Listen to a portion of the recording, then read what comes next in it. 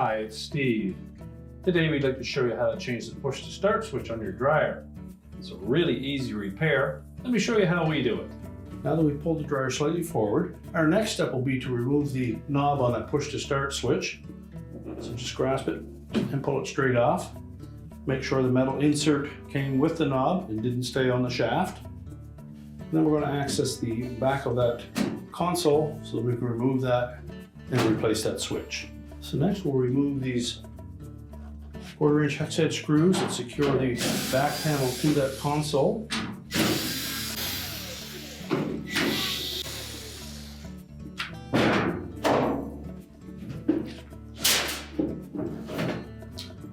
Simply remove that back panel and set that aside. Now with the back panel removed, our next step will be to remove the wires that are attached to that switch. So simply grasp the connector and pull them off.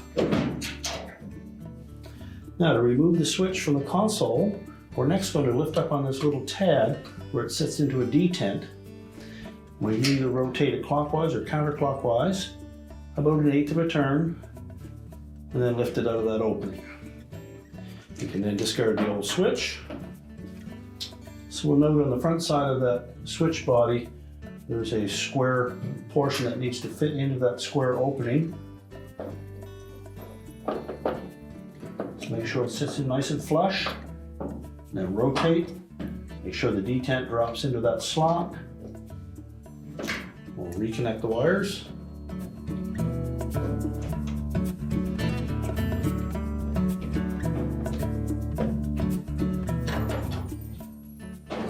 And now we're ready to put the back panel back on.